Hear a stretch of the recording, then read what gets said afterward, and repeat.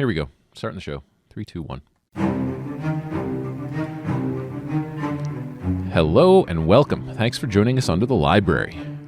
We are an actual play Call of Cthulhu show set in a homebrewed universe created by our keeper. If you like what we do here and would like to support it, please check out underthelibrary.com/support. There you'll find direct links to our first module. It's called The Snake's Oil, and it is on DriveThruRPG, and a direct link to our Patreon. Again, that's underthelibrary.com/support, and we would appreciate it. And if you are a TTRPG gamer or GM looking to get more out of your gaming experience, check out our other show. It is called Up Your RPG and can be found wherever you get your podcasts. My name's Arthur. I am playing Buddy. I am joined by Scott as Eddy, Wayne as Sister B, Emily as Colette, Rick as Sam, and as always, our keeper is Michael. Michael, the show is yours. Hey, thanks for joining us under the library. We are a horror tabletop role-playing game set in the Call of Cthulhu universe. As a horror tabletop role-playing game, we do feature themes of violence, gore, and other unsettling imagery and descriptions that some viewers might gather to and flock to, or find slightly unsettling, like Scott. But if you'd bring popcorn to watch a 50-foot groundhog run through your neighborhood, you're probably in the right spot. So stick around, and Emily with last week's recap. All right, so as we began Season 4, Sister B heads to the pharmacy to follow up on the tests she ordered a few weeks earlier. Both of the samples she dropped off were supposedly contaminated. They contain a strange mold that the lab couldn't identify. Home with his family, Sam has a disturbingly vivid dream from his time in the army. He relives the death of his friend Ira Newsom in the middle of battle. Ira was from Bloodstone, South Dakota. And in the dream, he talked about how there was something wrong there in the mines, something strange. Across town, Colette visits with Nora, a widow who briefly allowed Colette to hide in her back room. Nora is visibly unsettled and tells Colette that the family next door was murdered 2 days ago. Colette retrieves Eddy and Buddy, and the three examine the gruesome murder scene, finding thus far that the police have done nothing to investigate, let alone clean the scene. And that is where we ended our session.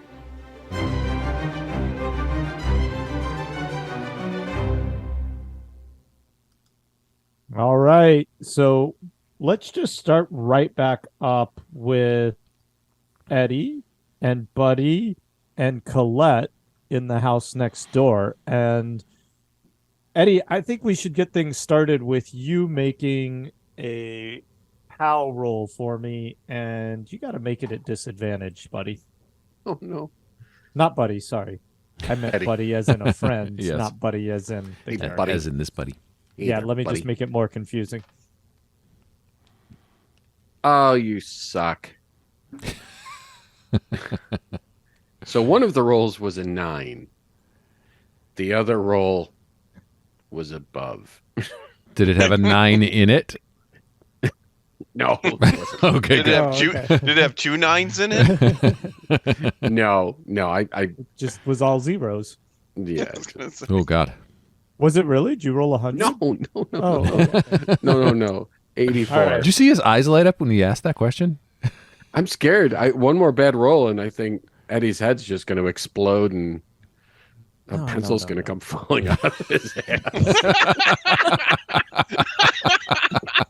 That's the problem the whole time. I was about Gra- to say that's what's been wrong with him. All right, Graphite so poisoning. from the bag that Buddy has, you hear something call to you, and it's a very resonant voice inside your head that says to you, "I can make you feel better."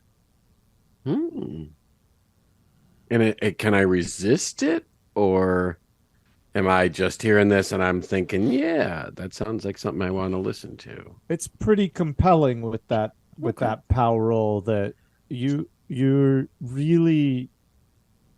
I don't know that you necessarily would believe the voice, but your investigator But instinct would I was want going to say, it's going to more about intrigue that. me, right? It's Yeah, going to make yeah. me. So I'm just going to be like, hey, buddy, you mind if I take a look at that stuff in your bag for a second? Yeah, sure. I just, out of character just for a second, we had this discussion last week about whether or not Buddy would grab the book out of the bag, and I can't remember where we landed on it. You did not. You took the bag, Yep. and the bag's covered with blood, but I think you were about to, and then Eddie said something to you like, just grab that bag. Okay. Let's call the cops. And, you're standing in the midst of a lot of Yeah, flies, yeah. and you, not to mention, have Not puke feeling so all great. down the front of you. Yep. So I'm thinking you're yeah. Okay. Yeah, sure, Eddie. Why don't we get out of here, and then we can take a look at these books? This is a Yeah, pretty I horrible have place to for this. leave. I have to get out. I'll just sounds- meet you outside. I'll that be on sounds the fine. front Let me- porch. Let me see the bag. I'll take a look at it as we're walking down. Okay. I'm pretty interested in what's in there. Okay, and I'll sort of, hold it by the handle. By the. I'm picturing it as like a messenger style bag, like a long handle one. Yeah. Okay, so I'm holding it by that. So the bag's a couple feet. The book's a couple feet below my hand, and I'm sort of holding it up and starting to get up and walk out, but sort of. Yeah, and I'll sort of Toward you. I'll pull it open, reach in, and grab the bag and pull it out. Okay. Or grab even the book. before you reach in, right? You're holding the bag, and it says to you again. It says, Eddie, I can make you feel very good. Nice. So Not that kind of good. wait. Can you mouth it while I hear that in Art's No. voice? So I'm like, this is great. I said I need to feel better. I need something out of this, and so I'm reaching in and I'm pulling the book out of the bag. Okay. Wait, there's- do you say that out loud? What? What you just said? Yeah, oh yeah. But I'm mumbling it. You'd have to be listening so closely. Sure, roll on it. Okay, Go for it. Roll buddy. on it because you'd have to be listening. This I is mean, I'm right next to you. Yeah. but mumble, right? Like Yeah, no, I don't think I got it. It was a 67. It's close, but So my guess is that what you'd hear, I'm not trying to play keeper, but you'd hear sort of me talking to myself indistinctly. You okay there, Eddie? Yeah. So- I want to see what's in this book. It just seems like it's going to be pretty interesting. Boop. And there's two books inside. One is pretty crusty with blood, and the other one that's It's next to it clean. is very clean. I'm grabbing the clean one. How's Okay. that book so clean? And I'm going to look into the bag and see if the area around that book is clean. Sure. Yes, it is.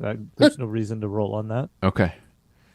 So, in fact, the book where the books were touching, the other book is clean, but with blood around it, and the book that Eddie pulled out is completely clean. But the side of the bag that book was touching. against Yeah. is clean? Yeah. Oh, okay. so it almost looks like half the bag got blood, half the bag didn't. Okay. Yeah. It doesn't look like the whole bag and everything's bloody, but the book comes out clean, is what I was getting at. Right. Okay. Yeah. Okay. Still a little weird. Okay, so I got a book in my hand. I'm gonna hold it in my Make a hand. spot hidden on that, buddy. Let's get a little Oh, further okay. into All this. I guess why not? Eddie, you make a con roll as he's making that roll. I did not critically fail a spot hidden roll. Good job. I actually got a hard success. Yeah, you look at this and it's a little odd because the blood staining on the bag Mm-hmm. seems to come within inches of the book, but you're probably with that passing it off that maybe this area just didn't get splattered. Mm-hmm. But you do notice that it's not like it's right around the book, but it comes pretty close to the edges. How'd you Okay. do on that Constitution? I got a roll, hard Eddie? success. Nice. And so you're holding the book and you feel bonded to the cover in a strange way. Like it touches your hands and it feels almost warm. And are you opening it? What are you doing with it? Yeah, so first I want to examine the outside, look at Yeah. the binding, look at the cover, just get a sense of what kind of book it is. And if I'm assuming Buddy, at this point, you said you wanted to head out. Yeah, So I if was you're I was wa- actually kind of walking down the hallway as Yeah, I was so carrying I'll the I'll be bag. sort of holding it and looking at it, but I'm also sort of walking. So it's not like I'm trying not to get so engrossed that I don't know how to walk downstairs anymore. Yeah. Just don't. Yeah, Don't make me when we roll get to the walk top of the downstairs, stairs, please. I'm gonna say, "Hey, what's your step there, sir?" Yeah, guy. I can read a book and walk downstairs. Are you still walking with your cane, or did you leave it behind? I don't know. I mean, I think the way I'm sort of treating the cane is like what you see is that I like if I got a cane, I'm barely using it. Like I'm Yep. like I love you, buddy. You're a good guy, but I'm okay. I can just keep walking. I promise you, if I need it. Well, or no, if I'm not talking to you about it. I'm just asking if the cane is on your person right now. Yeah, it's on my purse. Okay, But it's sort of tucked under my arm. sure. Okay. I think he's just trying to figure out what leaves the house and what gets left behind, Mm-hmm. which is probably yeah. Mhm. And the book's old, right? It's at this and Yellowed pages, like are they white or have they become yellowed? they're no, they're not crisp or anything or dry or anything like that. But it just you can tell by the dates in some of the book that seem rather odd, and it's all a handwritten journal and then a Well, few. just for what it's worth, I haven't opened it yet. I'm still just. Oh, I'm sorry. I'm just looking at the outside. I just want to get a Leather sense. with a buckle on the outside. Okay, so there's nothing distinct on the outside. So if that's the case, once I get to the bottom of the stairs and it's safe, I'm going to unbuckle it and open it. Ooh. All right, and then is there anything, Buddy or Colette, that you're doing at this point? Colette's already outside. Okay. Yeah, I think Buddy's just heading down the stairs. Kind of anxious to get outside. We'll cut to Sister B then. I think we'll cut to Sister B. Maybe we won't cut to Sister B. We'll cut to Sam then. That's great. All right there. Okay. And last we left you, you were in the middle of a field staring at an ant mound. Yeah. Stand the manse, and then I probably snap out of that. And I'd spend the day with my son, old Amos. And after getting the animals all squared away there, I'd go back in and, probably tuck in for lunch with Cheryl. Not Greta or Rachel, just Cheryl. No, not Rachel. Not today. Today's a Cheryl day. Oh, good. And anything significant here? Do you want me to be Cheryl? Or... You know what? I'm going to take up and I'm going to read the paper. Anything that's been going on in the paper that's interesting or unique? Yeah, make a roll on that. Let's find out. Oh, that's a 13. And let's see. In the paper then there's an article on a reporter follow-up that there continues to be issues in the Straits. People missing, and the article goes on to say that it's the reporter's belief that there's been a tremendous cover-up because from what they can tell, that there's been far more people missing or and crime happening than's being reported out, and it doesn't seem that there's been any response. So there's a little bit of investigative reporting with the residents, finding that there's been no real kind of legal follow-up or government follow-up into what's going on, and that the amount of people missing, if the reporter has these facts accurate, is indeed quite alarming.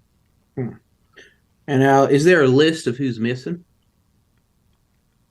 Yes, there is a list of people who are purported to be missing. And being someone who's been in this town for some time, would I recognize some of these individuals who are now missing? Yes, prosecutor. Yeah, and so I'll turn to Cheryl. I'll say, Cheryl, do you see this about the Straits? Oh, Sam, what are you going on about now? all these folks disappearing in the Straits. Look. We know like half of them on this list.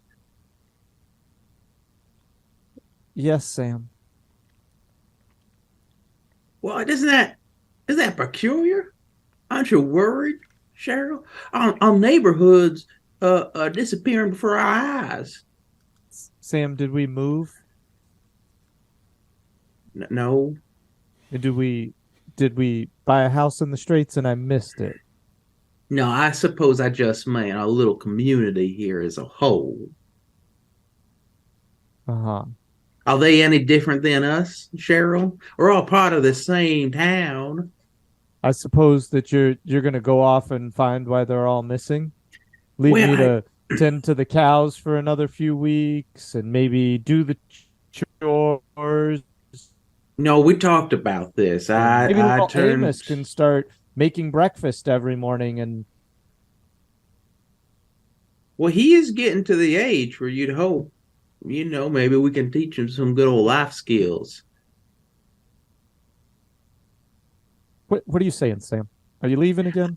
I'm not. I'm just saying maybe it's worth going to poke our heads over, make sure everything's going all right. I've been here for 2-3 weeks now, Cher. I'm yours.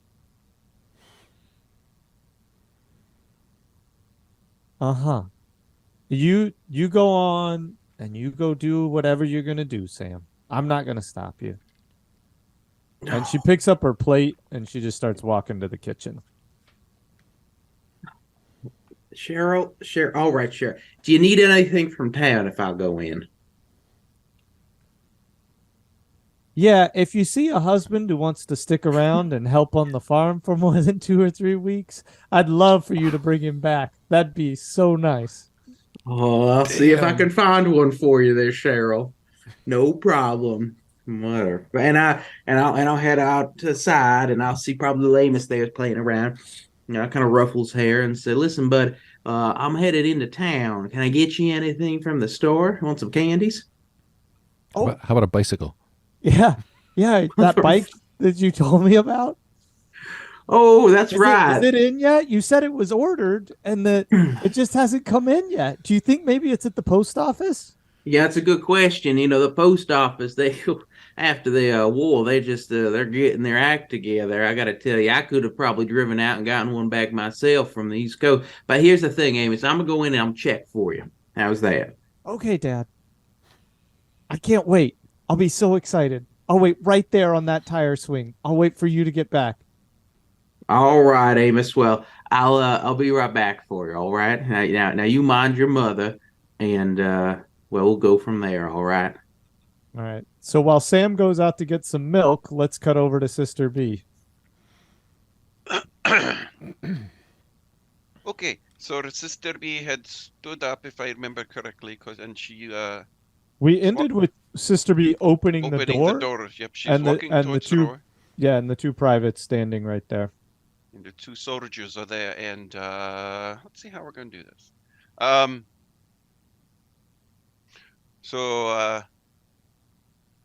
right, here we go. Sister B. Sister B, I tell you what, make a sand roll. All right. Oh, perfect for the story. She doesn't get it. Okay, then what she hears is this. Что ты скрываешь? Что ты скрываешь? And so she hears them speaking in Russian to her, but what they're saying in real time is they're really just saying, "What are you doing here?" But she hears them speaking in Russian, and what she would hear them say in Russian is "What are you hiding?" Yes, and so she opens doors and she sees Soviet soldiers, and she goes, "Oh, what am I hiding? Oh, you are here. You have come to convent. Oh, you have been here before. Oh," and she says, you can come in if you want to. Come this way." and she motions them. Does this door go into the kitchen? Where? Because the kitchen is Yeah, where it opened like right into the kitchen. So That's what I think. shoot, And the yeah. table at the kitchen is where she has her suitcase, and her suitcase is laying on top of the table. Okay. And she goes over and she coughs a little bit. Oh, excuse me. There's much dust in this house, and if you could smell in the convent, it is very dusty and a little bit moldy here. It's a very old building. It's been here 500 years. And she goes, I will have a small sipper of water and then talk to you soldiers. Just one moment. And they're saying, "Ma'am, are you okay? Why are you here?" That's what they're saying. But what you're hearing is a very aggressive tone in Russian. Yep.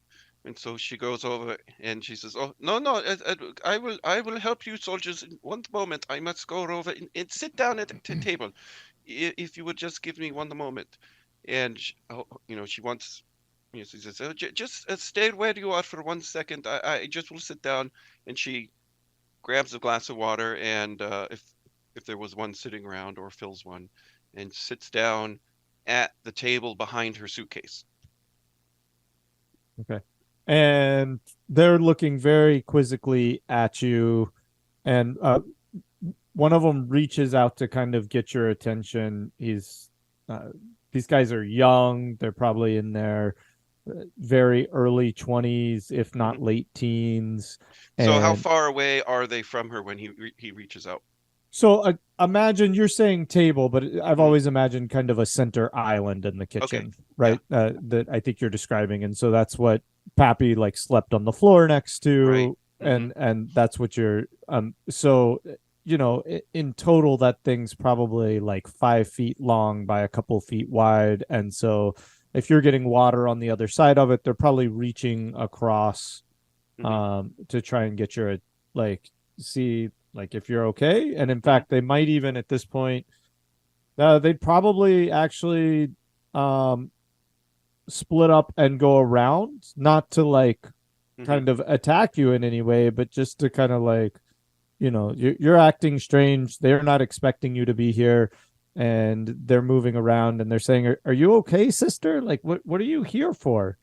And so this is where Sister B goes, "Oh no, just stay where you are. Everything will be okay. Stay on the other side of island. I will help you in 1 second."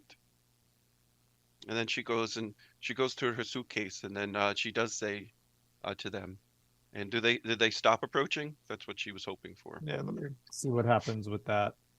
How persuasive are you? Oh, extremely persuasive. That's one of her main things. Let's see how persuasive you are.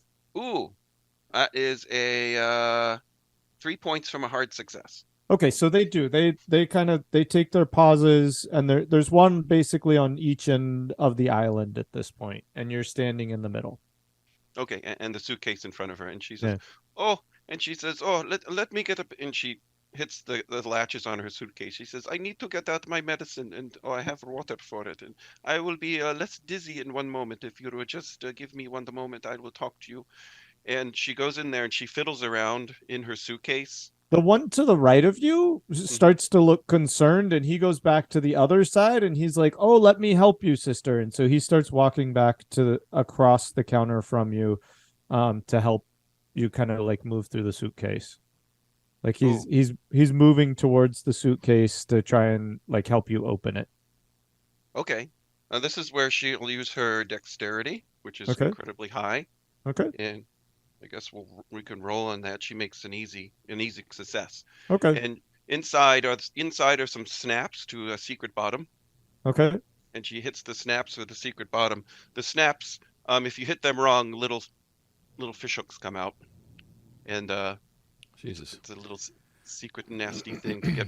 It's actually they're bent fish hooks, so when they snap, they catch on to fingers and hold on. So whoever does it gets their hands stuck in there, and it's an old trick. So she snaps it, and that snaps, and she goes, "Oh, the medicine is right down here." And she reaches in with her good dexterity. She pulls out her really cool 1930s Mauser, her pistol, the machine pistol with the cartridge, the cool one that all the Soviets have. And she points and she says, "You're the ones who killed Sister." Emily, what was your character's name? Joe. Joe. Just, you're the ones who killed Sister Joe and took her away. And she pulls the trigger and shoots him. Okay. We'll cut from there to back to Scott. Back to Eddie. Yikes. All right. So Eddie, you're still in the house. Yep. So once I get to the bottom of the stairs, I'm unbuckling the book. Tell me more. I'm unbuckling it slowly. Yes. Art, and then I'm gonna open up the book and look at sort of the cover page and then start thumbing through. Okay. As you open the cover page, you realize this is a diary, right? We've kind of been through this book that Joe's read several times. And so, I can get into the exposition, but essentially you're reading somebody's diary and probably standing at the bottom of the stairs there. You're not going to have too much time, but the thing that you notice the most as you're holding this book and looking at the cover page is that your stomach like gurgles a little bit or turns, and you haven't had like kind of any gastro activity in a while. And would it be safe to say that I'm hungry? No, not that. You feel a movement in your stomach, right? Like it's a little bit, yeah. Buddy felt a movement in his stomach. It wasn't very good. Was it a hunger movement in my stomach? All right. So, yeah. So, that's a little weird. What the? You okay, sir? I'm good. What's the book about? I haven't what does been it say? hungry lately, and all of a sudden, my stomach is at least moving a little bit. That's something new. That's a little creepy that after coming out of that place, you're feeling hungry. Well, I'm not hungry. I don't know if but that's so good. My stomach woke up a little bit. That's so did my mine. stomach's been dead for weeks, so you got to force feed me toast these days. It sucks, but hey, look, if my stomach wakes up a little bit, that's okay by me. I'll go sniff a dead body if it gets me lasagna. That's all I'm saying. Well, that's a weird thing to say, but okay. So don't you think we should call somebody? Oh yeah, we gotta. If only they invented telephones that would go with you when you traveled places. Oh wow, that would be like the future. There's a comic book I read where they Dick have Tracy? that. Yeah, it's really cool. I mean, if I could press a button on my magical watch. Yeah, wouldn't that be amazing if we could do that? Wow, we that'd be crazy. Who knows? The future's never going to be that good. Who No, knows? it can't be that good. We'll have hoverboards before we have that. I'm sure. Well, flying cars, it got to be right around the corner, right? Yeah, I know that. Anyway, they gotta be close. was there a phone in the house? Can we use the phone here? I would actually just. My guess is if this is in the Straits, they don't have phones in the house. Oh, right. Yeah. Okay. Well, maybe we could run back to the to our place quick, and I can change, and you can call. I got to say, I'm tempted to just go straight to the police, but I guess we'll call, and they're gonna hear it because we gotta get them down here taking care of this stuff. This is disgusting. They should be treating these people like people. They're treating them worse than animals. Yeah, it's not terrible. Okay. No, it's not okay. Okay. So then. I Get guess in the car. Yep. Colette, is that okay with you? Oh, I didn't know you'd left the house yet, says Emily, not Colette. We were just down at the I'm picturing us like on the front porch. Yeah. Okay. Like slowly, I pictured us sort of slowly walking out with you. Mm-hmm. Okay. Well, not with me because I rushed out at the beginning because I wasn't feeling well.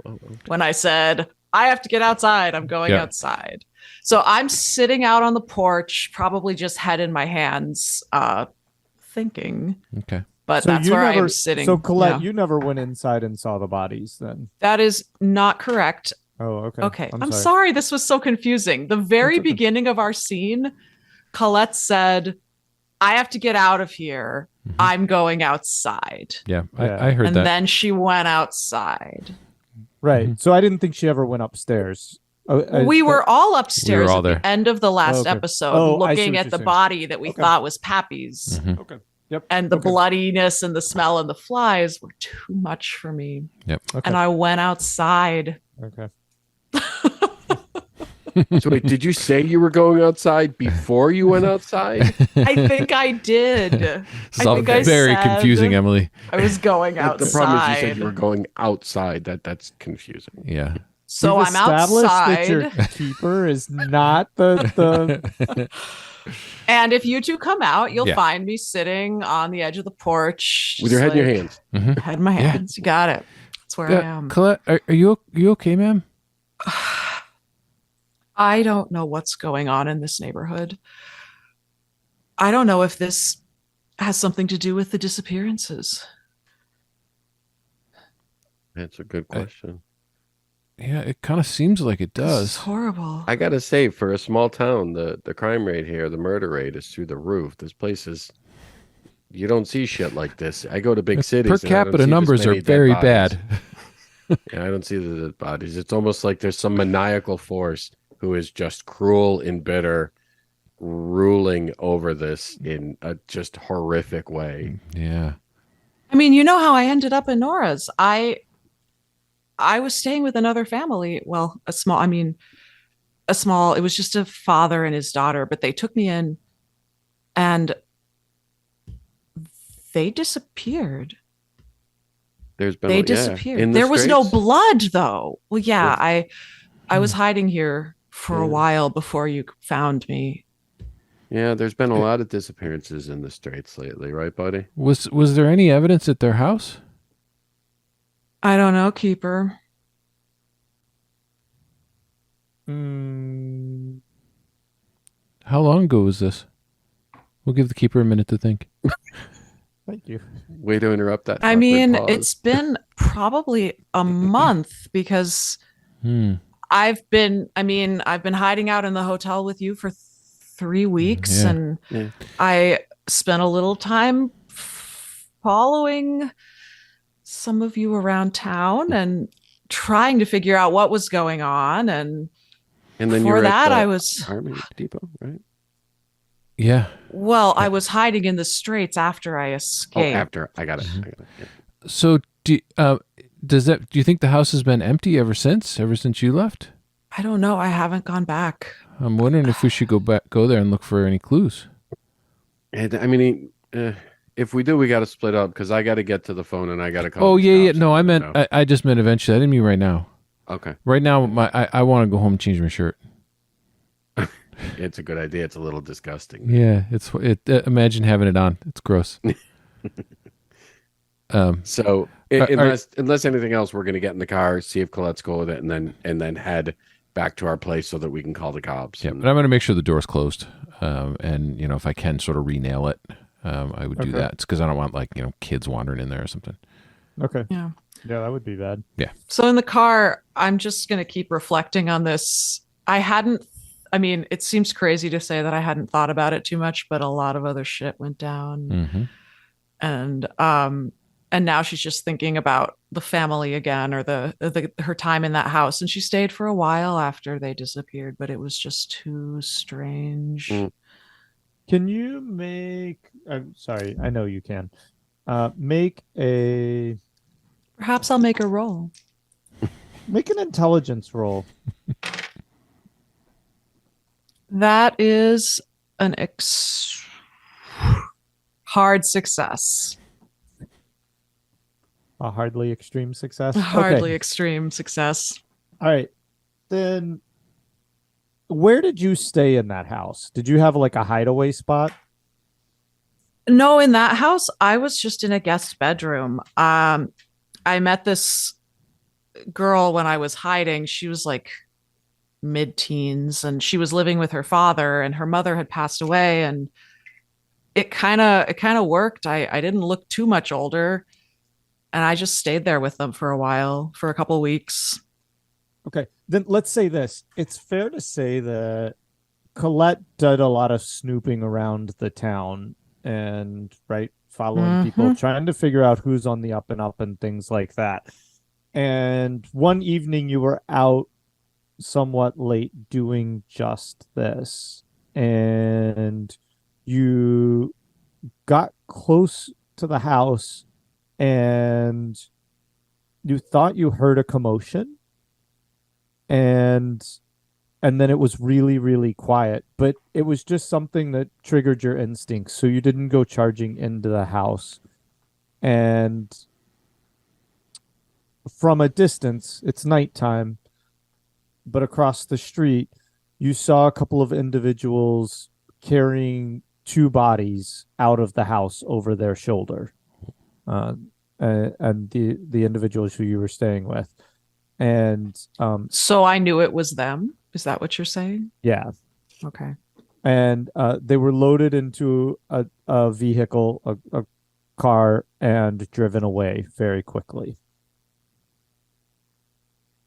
And did I just remember this, or did I mean, my memories are a little Right. icy after the facility. Right. And so I would say maybe we don't have to define why at this moment, but yeah, you had a flash of this, all of it, and you and it's a little bit concerning to you that like you're like, this wasn't a memory, but this seems to be what I remember having seen at some point. Does that make sense?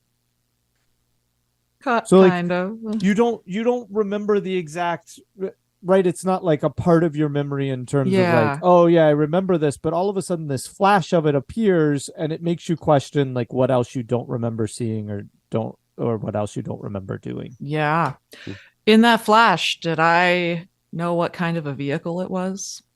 Car, van, truck? Yeah, a car, a fairly nondescript, dark colored car that you wouldn't be able to, I'm gonna say that part of the vision's a little more unclear, the definition of the car and things. Yeah, but it was a car. Yeah. Okay.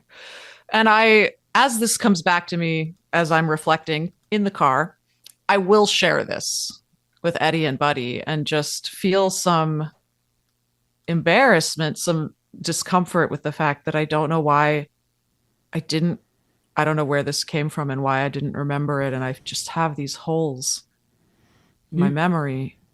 You went through a pretty traumatic experience. I think that would be to be expected. But what else do I know that I don't know? That's a good question.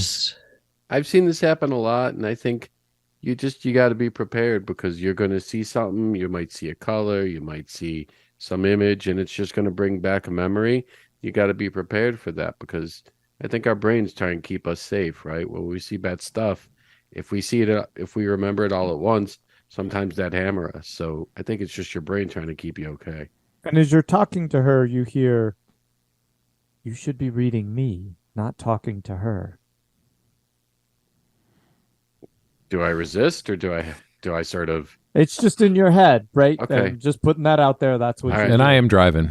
And I'm and I'm like so yeah. Let me I'm just gonna keep looking at this book. So Colette, it's it sounds like you're doing okay there, kid.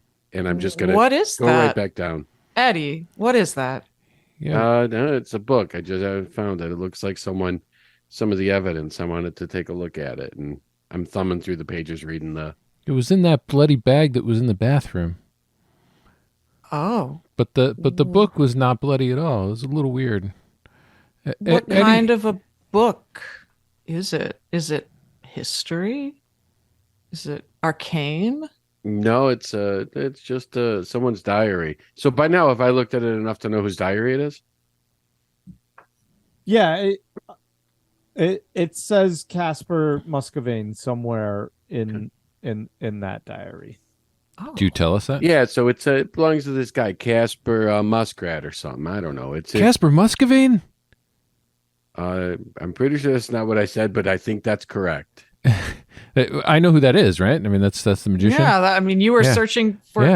Yeah. That's the magician. Let me correct a little something. It's Okay. only because you turn to the most recent page and you see it writing out his name. Wait, they like, wouldn't see that though. like Harry I wouldn't. Potter No, style? They would not see that. Yeah. Like he's holding the Horcrux? All right, so I take my wand and I flash it in the air so that it can spell "I am Lord Voldemort." Yep. So I'm gonna close it when I see that, and I'm gonna sort of set it aside, and I'm just gonna be like, "What the fuck did I just see?" What's going on, sir? Are you okay? I think I'm tired. I don't know. I didn't see anything. I think I'm tired. I think I got a rest or something. I think this has been a long fucking day. Keeper, can I ask a question? Yeah. Would it be too much of a stretch to associate this potentially creepy journal with the conversation I overheard where Joe was trying to convince Sister B that her journal was talking to her? I wish Eddy had actually said the journal was talking to him, because Yeah, then I I was would about to- definitely pick up on that. But this might be too much of a stretch. Yeah, unless Eddy says that, I think that would be a stretch, Okay. because Joe was in such a state Mm-hmm. when you Yeah. saw that I don't know how much credence you're going to lend to that. I tell you what, Yeah. you know what? That's not up to me to decide. Oh, it's up to the dice. Yeah, make an Mhm. intelligence roll on it. That seems like an idea that. Oh, that's interesting. I need to find my sheet because that is really close to the line between I'm going to burn a luck to make it a hard success. Mm. Mm-hmm. I tell you what, I'll let you save your luck because it needs an extreme to Oh, make it. thanks, Okay. Keeper. Okay. I won't be that much of a jerk. I think that would require kind of a big leap so we'll Okay, put that in the that's extreme fair. category. That's fair. All right. So Buddy's I- super curious about this Casper Muscovine thing because he was like really into that whole thing. Yeah. So it does it say anything about Lana in there, sir? I don't. Because Look, I'm asking a favor right now. Okay, I don't think I want to look at the book anymore. Okay, we just maybe talk about it later? oh, okay, I don't want to look at that book anymore. okay, all right. And I'm not putting it down. Yeah. My guess is that it's right next to me, and I'm still sort of touching it.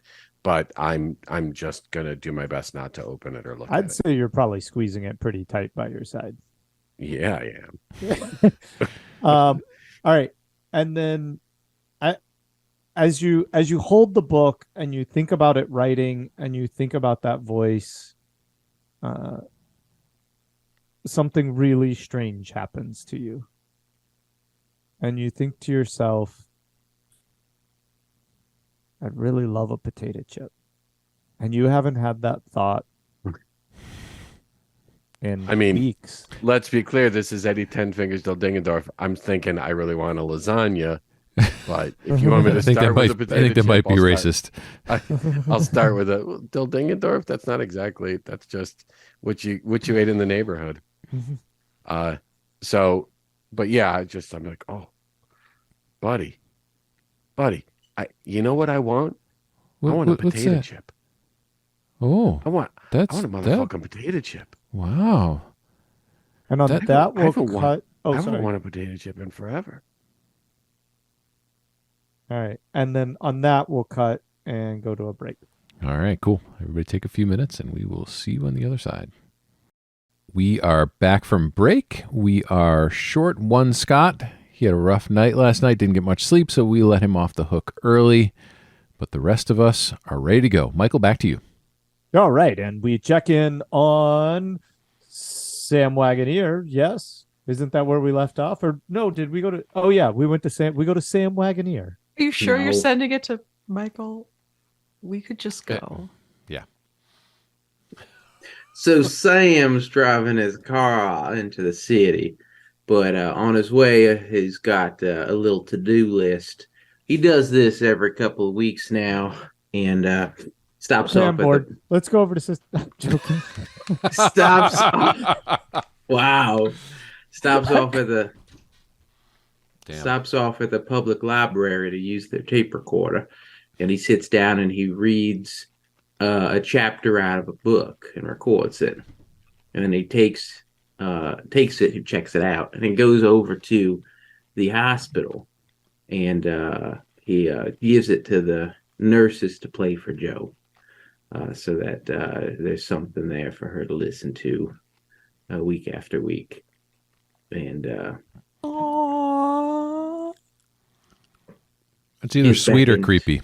I'm not sure which. it's get backs into the car. Can we And- discuss what kind of tape recorder exactly that Sam's using? Is this an 8-track? Is it a? It's got to be real No, to real. not No, it's real to not No, I know. It's a real I'm sorry, I'm just 1940s. yeah. Okay. Yeah. All right. Thanks for messing with a sweet moment, Keeper. It was a little creepy for me. I got to be honest. Really? I Yeah. try to do something sincere and it comes that creepy. Well, Joe likes it. Okay. Oh, I'm gonna make all a right. sand roll right now. yeah, okay. Yeah, I think Art needs to make a sand roll. Holy crap! Yeah, this is getting weird. Anyway, so we'll continue on his journey. Wait. What title are you reading? Yeah, Sam, what book was it? The complete works of Edgar Allan Poe. Well, first I'd probably read Moby a little Dick? bit of what's going on in local news to her, and then I'd move on to some of the classics, Catcher in the Rye, things of that sort, and I would So you're entertain reading with to this her one. about abductions? And Catcher in existential the Rye? crises. I don't know. I'm picking turn, but better. Here, Joe. thought If Catcher in your the Rye was written in existential the 50s. crisis Oh, wasn't big enough, That was 50s. Is that I'm right? gonna read you a book that wasn't written about one. I read her poetry out of like Hemingway and the like, Mark Twain. Poor Sam, trying to do something genuine. And Yeah, we're just yeah. and you Pulling all over it. assholes. yeah. Okay. Anyway, Fair. It's sweet of you, Sam. You know Thank what? you. Here, make a. Oh, you know what? Make a persuade roll. well, let's see here. Yeah, nope. That's Okay. yep. Add 3 points to it then. Thank you so much, Keeper. Look at that. Sure. Look at that. All right. So what do you do after? And so So I go into town and I stop by the local. Supposed to stop by the local watering hole, and I go in for a beer and just start chatting with the locals about any of the issues coming up with the Straits and what they may know or what they may have heard or anyone that's disappeared. all right, make a luck roll.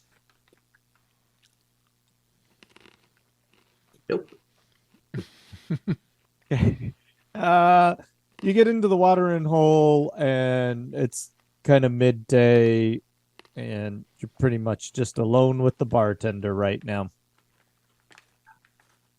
So Bartender's name? Jason. Jason. How you doing there? What's going on, Sam?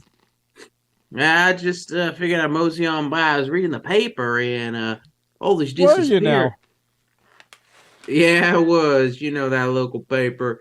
Good for nothing except maybe a couple of good yucks. But saw this whole comeuppance about his disappearances in the Straits. Half the people I know on that list. Would you know if you hear anything and anyone come on through here? Are they investigating it? Oh, I can't think of. You know when they sound the alarms for the. God, I can't. Think of what Dogs? that's it. The dogs. Yeah. Yeah, I think that's pretty strange, don't you? Yeah. It's all pretty strange. You think that's got some connection? That seems like a jump or misdirection. I no. I just you're talking about what you think's strange, and I'm wiping down glasses here, and I just think that. I mean, you ever see any of the? God, I can't. I don't. Everything What are okay with you, Jason? What are they called? The dogs. Yeah, the dogs. The dogs. You know, you ever see any dogs around here? No. Jason, you feeling all right? Yeah. Sam, you feeling all right? I'm feeling okay, but you seem to got a case of the forgots. I just for whatever it is, that word's hard for me. I don't know. I can talk about anything else, but I go to say. So if it's not cats, it's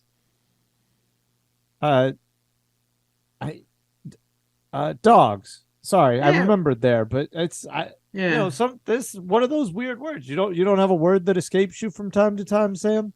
No, I guess that dog don't hunt. But suppose we'll let you. Why you got to rub it in, Sam? I don't know. I'm feeling a little provocative because somebody makes fun of me when I'm being sentimental. So fuck it. So Oh, so you're an angry drinker. I haven't even started drinking yet. So all right, Jason. Well, you you be well. I guess I'll move on and go about my errands here. But you hear anything, you go ahead and ring me up. All right, Sam.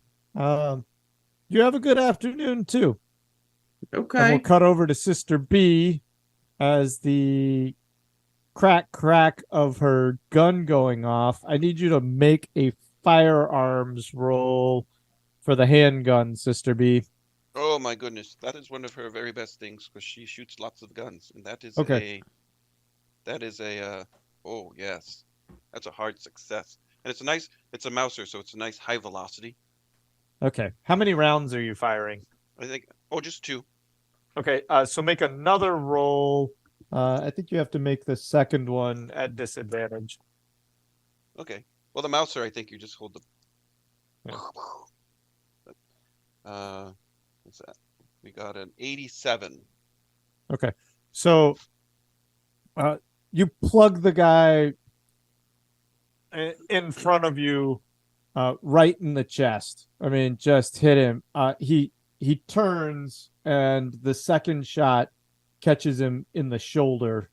And as that happens, you see the guy so this guy's right across the island from you, and then there's a guy to the left of you, and he's fumbling with his sidearm because he was obviously not in a position, and in fact wasn't really even prepared for this scenario, and he's fumbling. You would have an opening to take another action.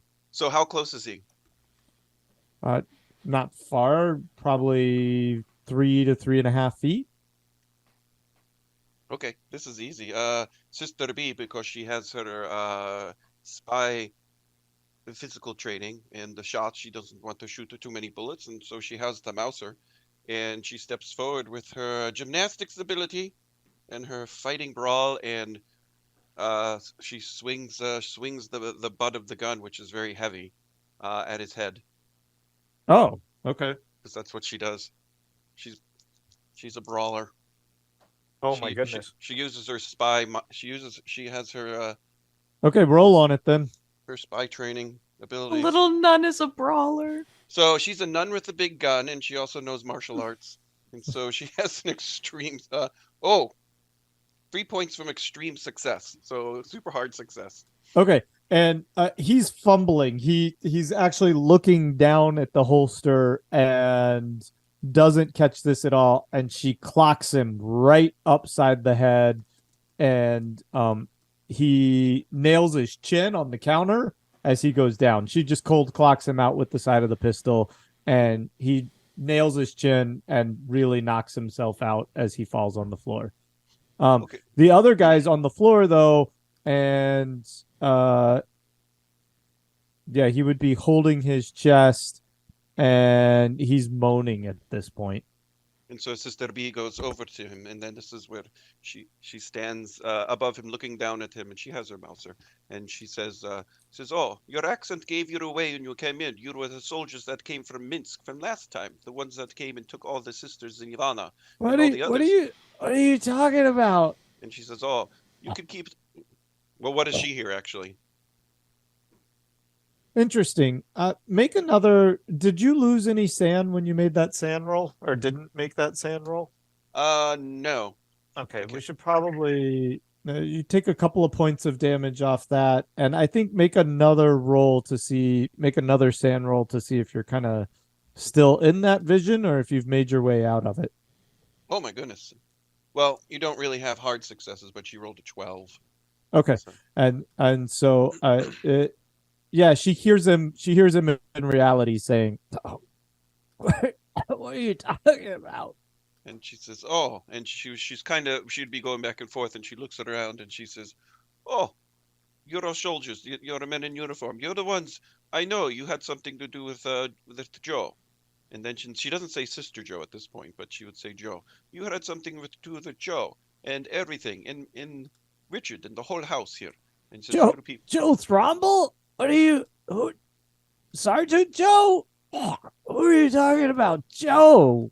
And the convent is destroyed because of you people, and now you people are here, and you're destroying everything in this new world. And this cannot be accepted. You are godless creatures. And she pulls the trigger and shoots him. All right. And make another, you can make it with advantage, but make another firearms roll. Okay. So that is a success. Okay. And a regular success. Yeah. Okay. So I assume you're shooting him in the head, right? Yeah, it doesn't matter. Anyway, yeah, no, just Okay. she would do that. All right. So you shoot him in the head, and he goes still right there on the floor. He's bleeding out, kind of all over the place on the floor, and then the other guy is passed out at the end of the counter. And she Your does the same suitcase. thing. Yeah, Your she does the suitcase. same thing to him. Oh, okay. Because he's got to go. Oh, okay. So she walks over, then puts a bullet in his head, and then what does she do? She puts the mouse away. She closes the case, and she puts the type down. And then she sits. She kneels on the ground and she prays. And she prays for the to the God that she prays to. Then the vengeance that they have wreaked upon these men in uniform that are treacherous, godless devil creatures all over the world. And she says they must all be eradicated and destroyed. And she walks out and she looks outside. And did they drive a Jeep here? What did they Yes, drive? they did. Yep. So she goes outside, and the Jeeps have on the back of them the extra gas. Yep. She gets the extra gas, and she says, "Oh, I guess this would be in her head. There's no one to talk to, but she does talk to herself." And she says, "Oh, much like when the horrible soldiers left the convent in flames, burning it down to the ground when all of my sisters were taken and tortured and killed, this place must be burned too." And she takes the gas can inside and starts putting the gas into the kitchen and a few other places. Okay. And spreading it around. A point of clarification. Mhm. Art, do you remember when Franny took some sample of brain matter? Am I correct in that? Yes. I remember her putting it in a refrigerator, but I could be totally wrong. Yep. Is that the refrigerator in Richard's house? Yeah, she did put it in the refrigerator in Richard's house. The idea was to then bring it to. She was going to bring it to the other lab, but I think she was wounded before she was able to move that sample. Wow. That's what I remember as well. So can you make an idea roll, Sister B? Yeah, I was going to say, an intelligence roll. Oh, yeah, that's good for her. Oh my goodness, 23. That's a hard success. Okay, so for whatever reason, as you're pouring gas all through this house, I mean, the original intent while you're there is you think for some reason you're compelled to look in the refrigerator. Maybe she had gone in there. Maybe there was a pitcher of ice water at one time, and perhaps, yeah. And she recalls that, and she's She goes to the refrigerator and opens it up, and it says, "Oh, the ice water and something next to it." So does she? I think it would be clear enough that whatever Franny put it in, right? Like it would be odd and it would stick out. And okay, so she reaches in, she takes the sample, and she looks at it, and she says out loud, she says, "Richard, I don't know if this is you or not. I'm going to find out if it was you." And then we're going to cut to Buddy and Colette. Okay. As the gas fumes rise up all around, it reeks of gas, and you're talking to the brain matter. All right. So Buddy and Colette, we'll say that Eddy has basically bid y'all good evening. He wants to get some sleep, which hasn't been unusual for him. He's been quite tired, and as he went to his room, he was gripping ever so tightly the book, and in fact, gripping it so tightly he left the bloody bag with the other book in the car. Okay. So Buddy would bring that in. The bloody bag? Yeah, what I've noticed it. Yeah, I would think Okay. so. So I'd bring that in. And Buddy's going to immediately go and shower and change. Oh, yeah. Because yeah. Yeah. Mm-hmm. Because gross. Yeah. Emily, is Colette doing anything while Buddy's doing that?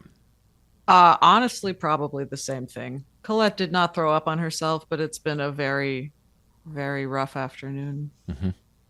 Okay. So are we all in one hotel room, or are we... I envisioned you two in a room and me separately. Okay, excellent. So then when Buddy is done showering and changed, he's going to check on Eddy and try to get the book to look through it while Eddy is sleeping. Interesting. And he's not going to be sneaky about it. He's not going to try and be devious. You know, he would even be like, okay, if Eddy starts to wake up, he's, hey, it's okay. You can keep sleeping. I just want to look through this while you're sleeping. Okay. All right, then let's make a dex roll, and if you make the dex roll, then we'll say you're able to do it without waking him up. And if you don't, then he's a little restless. No, I did not make it. Okay, so he's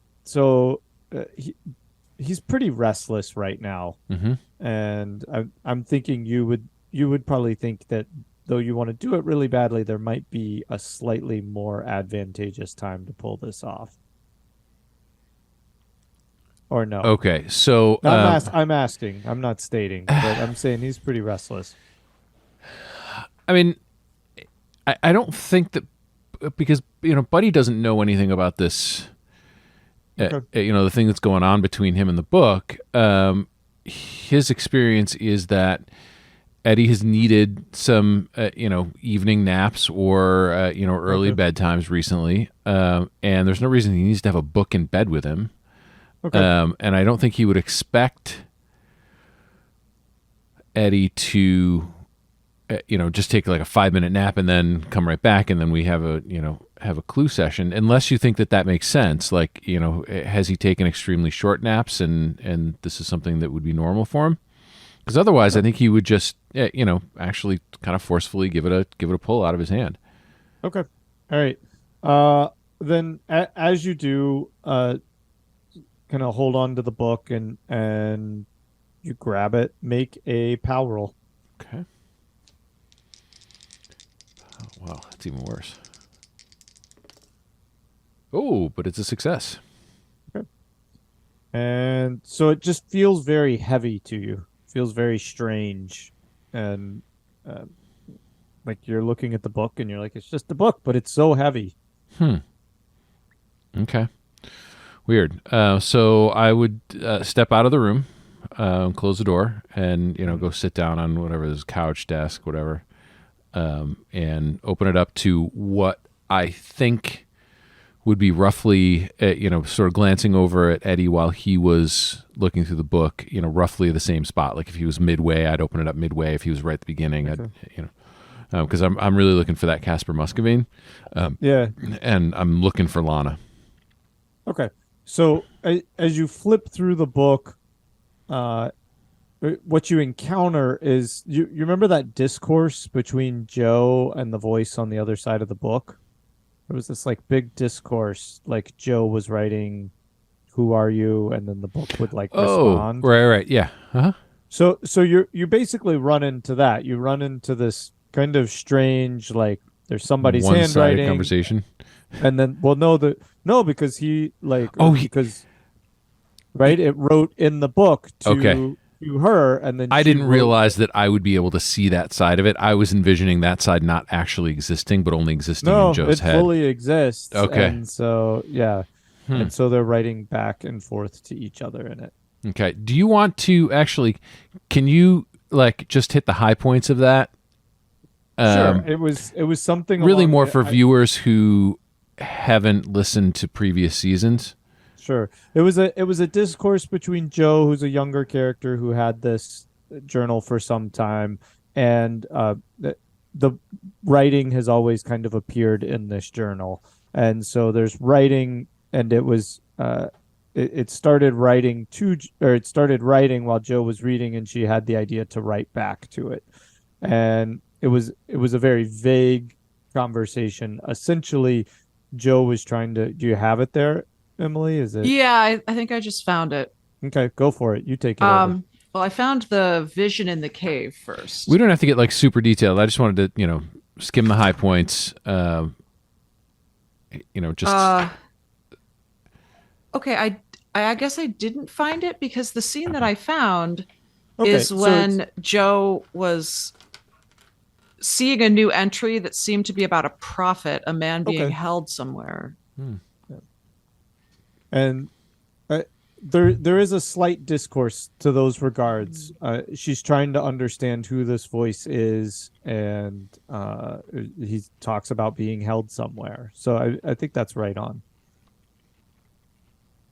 Okay. so that's really the point. Is that there's Yeah. this person And then being held somewhere. Yeah, and then you turn to this other page, and as you sorry, flipping past that conversation, you see Casper Muscavane's name written over and over and over and over again for like 5 or 6 pages. And when you get to the last one, it's just his name at the top of the page. Does the handwriting, and this is Yeah, this is a go for loaded it. question. Does the handwriting look masculine or feminine? Like, is there any? You know how some Sure. some script can kind of look feminine, and some of it can look, horribly written, and that someone might think It's that it might legible, be but more it's masculine. legible but terse. Okay. How's Okay. that? Yep. That's helpful. Does it match any of the other handwriting in the book? Yeah. All of it except for the one, in this like obvious kind of back and forth between two characters. Oh, interesting. So it's definitely all written by the same person. Yeah. Okay. So I'll keep looking and see if there's any mention of Lana. Okay. And roll a spot hidden. Oh shit. Where's my spot hidden? Yeah, that is well into extreme success. Okay. Cool. Wow, you just rolled an extreme success. I know. I'm so proud of you, Art. Yeah. It Okay. has statistically it has to happen at some point. Statistically, it could never. Okay. It's true. Anyway, Yeah. so back through one of the entries, he's mostly referring to her. He doesn't really use a lot of names throughout this text, but you find as you're kind of flipping back, and he's talking about an argument between him, and usually he frames these arguments as she really wants me to, but he kind of slips in this one, and it says, Lana really wants me to use this power, and it's like it kind of directly says her name. Okay. Are there any references anywhere in the book to dates?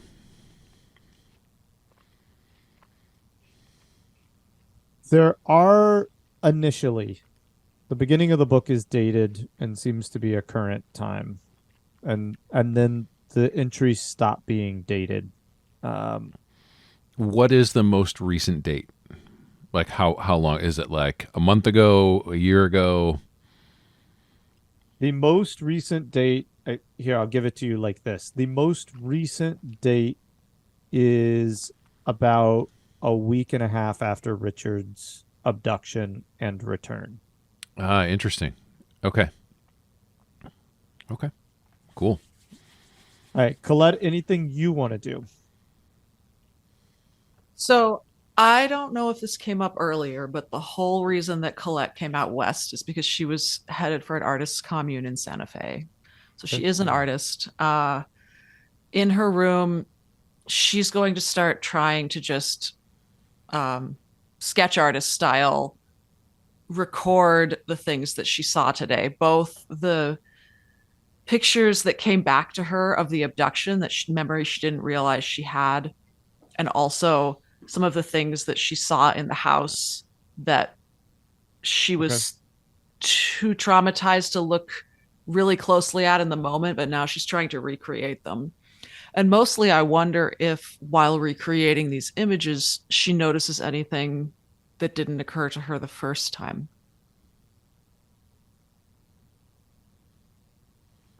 Make another idea roll. Is idea intelligence? Yeah. That's an extreme success. Well, 15. of course it is. Look at y'all. Killing I'm so proud of y'all tonight. We're going to solve this whole mystery tonight. Show's over. All right. If you're okay with this, Colette, I want to give you something solid there, but it's going to take me a minute to think about what exactly that would be. Are you okay if I cut over to Sam for a moment? Absolutely. And then I'll come back to you with what that piece of information is that you remember. Usually we cut to somebody else or cut to a break when someone rolls a critical failure. This is good. I like it. I know. I'm trying to be equal. I'm trying to bring some balance here, you know. Nice. Trying to actually be a nice human? Wow, weird. No, I never said that. Don't dare Don't put that on you. Yeah. All right, Sam, what are you doing? Well, a part of my route would take me back to the nunnery or where Sister B is, just to check in and see how she's doing. So I presume I'd swing by and she'd be missing. Is that fair? Yeah, Sister Anna Marie would answer the door though, and good evening, sir. What could I do for you? Good evening, sister. If I'm wearing a hat, I'd take it down. I'd say, good afternoon. Here, I'm just checking in on Sister B, Biala Pushkin. I just want to see how she's faring.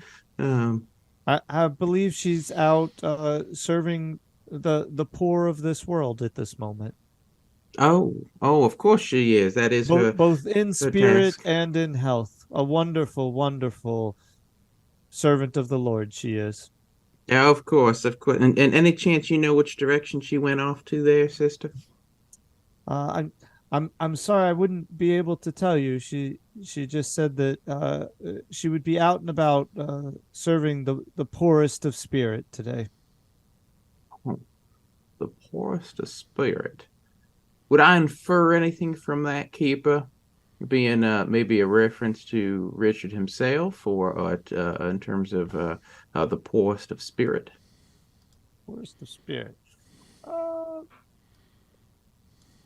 What do you think, Sister B? Would you have said? Would you? Was that what you had in mind? If it's not, I'm just going to keep moseying around town. Yeah, keep moseying around town then. That sounds lovely. So I give a nod to Sister. I'd give her a $1. I'd fish out of my pocket. I said, please put this in for the collection. And bless you, sir. Oh, of course, and this is for greater cause. So thank you, sir, sister. If Sister B comes back, have her give the house a ring this evening. Be good to chat with her. And your house is what, sir? Oh, I'm sorry. I'm just the rudest today. I'm Mr. Sam Wagoneer there, sister. I may not come by to patronize you all too often, but I do in spirit. And she just gets a really funny look on her face, kind of like the keeper. And a lot of people patronize convents. He blesses you and closes the door and says, "Strangest man just came by." So I suppose I get back in my car, and I guess curiosity would be getting at me this time. I'd probably drive down just to do kind of a pass through the Straits. Okay. And make a spot hidden as you're passing through the Straits. Ooh, a 14. Okay. That's a hard success. All right. And so what I'll say is probably you see Buddy and Eddy and Colette walking into their hotel rooms. and you just like you catch them from the side as you're passing. Oh, I'm sorry. Yeah, and as you're passing by the hotel or the motel on the way into the Straits. So they're not in like a they're on a motel kind of like right on the edge of the Straits. Okay. And so you would see them as you're passing by, and you just kind of make mental note of it. Oh, that's where they are. Yeah, no, 100%. I'm not all too friendly with them, given the prior events, but they're nice folk. They're nice folk, and I know that they're police and like, and so I probably would be a little peckish in terms of my interest, more than anything else. But I'm going to continue my way into the streets. Just look at, is there like a local dive bar in the streets? Sure, of course Water there and is. hole? Well, it's got to be a dive bar. It could be a fine establishment. Yeah, all right. Yeah, but Sam pulls on up. Make sure he's got himself. You know, I mean, it's an area where people have been disappearing, so he wants to make sure he's got his equipment on him, so to speak. And he locks up his car. And No, I don't know what you mean. Could you elaborate for the keeper what your equipment might be? I got a weapon on me there, keeper. You know. Okay, All right. Okay. that's a little better. Thank you. That fair? Sure. And a knife. That'd probably be the two things he's got on him. Everything else he's probably got locked up in the car. And make sure he kind of covers it up in the back seat. And he'll jaunter on in to the saloon. Okay, and this Jaunter. this barkeep doesn't look as happy to see you. He's kind of looking at you out of the side of his eye. But how you doing there, sir? You open today? Yep. Now, what you got on tap there? Beer. Mighty fine, mighty fine. Is it cold? It's beer. Perfect. Why don't you pour me up one? And is it all right if I sit up here at the counter? And you notice him grab a glass out of the sink that's not clean. And he pours you a big old beer and he slams it down, and we'll cut to Sister B.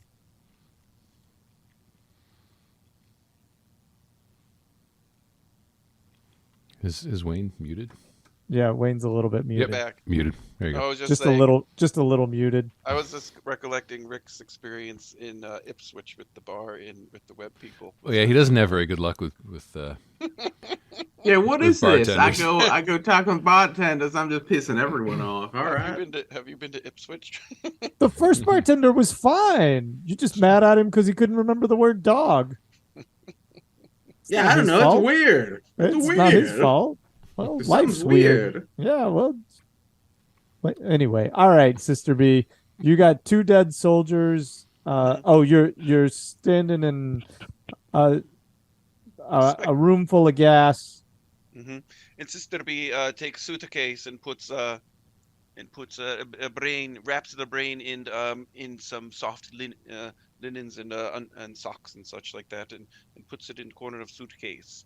And then within suitcase pulls out wood matches, which she keeps handy, and because she lights many candles, you know. And she steps towards the door, and she says, "Oh, it is time for the convent to finally burn. There's been too much terrible things that have happened here than the torture from the soldiers." She's going back and forth with her memories, and she says, "It is a sad thing to see it go, but there is no one left. All the nuns are gone. Sister Jo is gone, who was here most recently, and all the elder sisters were taken and murdered by the soldiers." And she strikes the match, and she tosses it into the room. So our cut scene or our scene is a wide shot from the front of Richard's house, and there's a huge whooshing sound right as the flames kind of part behind Sister B, and there's a momentary like rush as all the oxygen sucked inside the house. And I'm gonna guess this isn't the first time Sister B's done this, and in her mind, rush of oxygen to feed the flames like that is the voice of God. It's right? the vengeance of God being wreaked upon the soldiers and the people who are godless and deserve the retribution for having destroyed the sisters in the convent and tortured them. It's the power of the Lord. And as she smiles with her suitcase walking out the door unflinchingly, there's another little pop as the flames go right outside the first story windows. It just kind of bursts all the glass out. No huge explosion, but just a nice rush of the fire. And as she's walking away, it's licking up Richard's house. No, I'm more of a vision of she's stepping a big marching steps forward with her Doc Martin boots on underneath. Yeah, absolutely. Cool nuns don't watch explosions.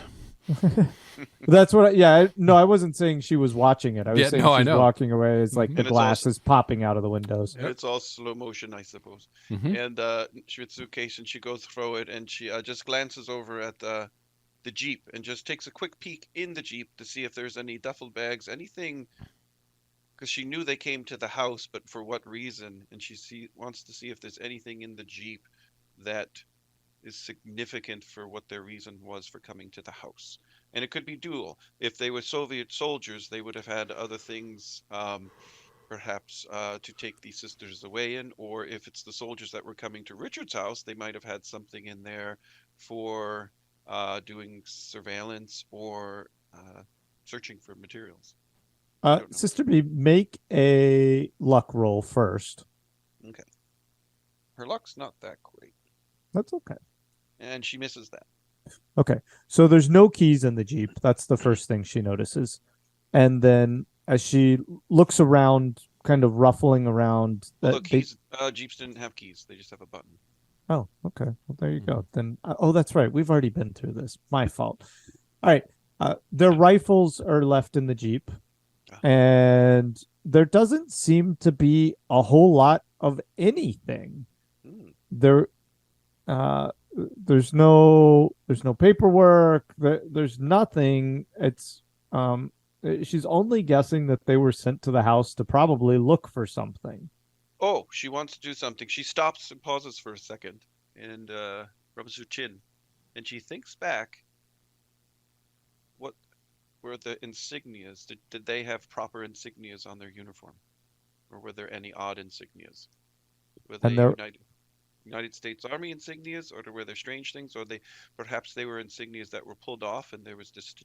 And this is really confusing for her because she was pretty sure that they were Soviet, and now that she's thinking about it, she seems to remember U.S. flags, and it's really it kind of hurts her head a little bit, and she's not 100% sure. Yep. Okay. And we're gonna cut from her confusion to Colette, and Colette, I'm gonna ask you what your character's prepared for.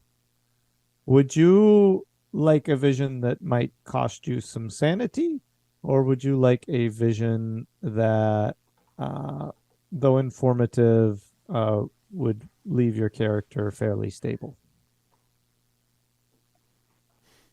Wow. As a player, you're asking me what I want to do to Colette, not what Colette would like to know. No, I'm saying like what is Colette like? I'm thinking about Colette's mind and what it's starting to access. And do you think Colette's at a space where she's relaxed enough or disarmed enough for a very intense vision? Or is Colette so guarded that this would be a piece of information maybe from where she was living in the house?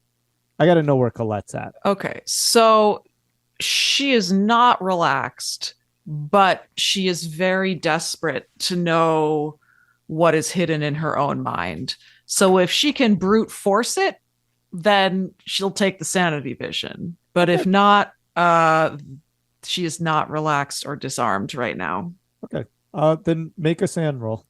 Okay. Relaxed is probably the wrong word, but I would just say... I've passed that. Okay.